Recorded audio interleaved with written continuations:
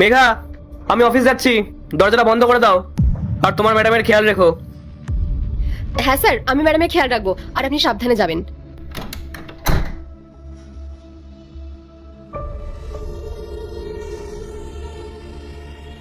Madam, sir চলে গেছেন, এবার আপনি আপনার কাজটা শুরু করতে পারেন। উফ, যাক, আপদ বিদায় হয়েছে। শোন, নিচে আমার বয়ফ্রেন্ড মনোজ দাঁড়িয়ে আছে, ঠিক আছে? তুই ওকে একটা কল করে বলে দে যে রাহুল চলে গেলে ও যাতে উপরে চলে আসে।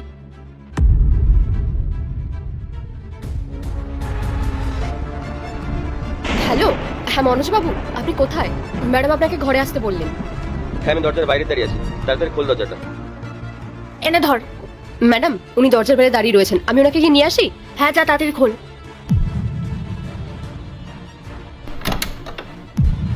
কিরে মেঘা, তোর ম্যাডাম কোথায়?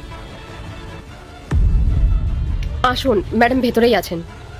আরে ওই তো। স্নেহা, আরে তুমি চলে এসছো? এত দেরি করলে কেন? আমি কখন থেকে তোমার জন্য অপেক্ষা করছিলাম। আরে আমি তোমার হাজবেন্ড বেরোনোরই অপেক্ষা করছিলাম। তোমার ওই বোকা হাজবেন্ড গেছে তো? হ্যাঁ হ্যাঁ, গেছে। ও গেলে আমার একটা নতুন জীবন শুরু হয়। যা বলেছো স্নেহা, ওই অপদার্থটা আমাদের দুজনের মাঝখানে একটা বিরক্তিকর ব্যাপার। তুমি জানো, আমি আমার বরের 1,00,000 টাকার ঘড়ি সরিয়ে রেখেছি শুধু তোমার জন্য, যেটা আজকে আমি তোমাকে দেবো। সত্যি ও এক নম্বরের বলদ। একদিন আমি ওর চোখের সামনে থেকে ওর বউ, ওর দামি দামি জিনিস, ওর সব সম্পত্তি নিয়ে চলে যাব, বলদটা একাই পড়ে থাকবে। আরে যা বলেছো সত্যি, 1 নম্বরের বলদ একটা, আমার উপর অন্ধের মতো বিশ্বাস করে। যেদিন ওর বিশ্বাস ভাঙবে না, সেদিনও বুঝতে পারবে যে ওর কাছে আর কিছুই নেই। এমনকি যাকে ও বিশ্বাস করে সেও ওর কাছে থাকবে না। স্নেহা, আমি তোমার কাছে 20,000 টাকা চেয়েছিলাম, মনে আছে তো? তা মনে থাকবে না? আমি ওই বলদটার এটিএম নিয়ে রেখেছি, তুমি অত চিন্তা করো না। আর সব কথা কি এখানে দাঁড়িয়ে বলবে? চলো ভেতরে যাই। হ্যাঁ হ্যাঁ, নিশ্চয়ই, তাড়াতাড়ি চলো।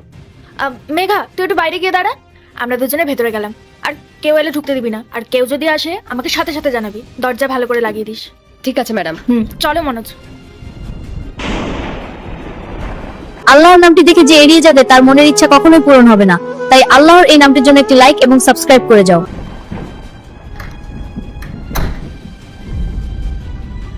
মেঘা, এসব কতদিন ধরে চলছে? স্যার, অনেক দিন। আমি বারবার বলতে চাইছিলাম, কিন্তু সাহস পাইনি। ম্যাডাম যদি জানতে পারতেন যে আমি আপনাকে সবকিছু জানিয়ে দিয়েছি, ম্যাডাম তাহলে আমাকে কাজ থেকেই বের করে দিতেন। আমি একজন বিধবা মহিলা, এই কাজটাই আমার কাছে সব। তাও তুমি শেষ পর্যন্ত আমাকে জানালে তুমি সৎ মেঘা।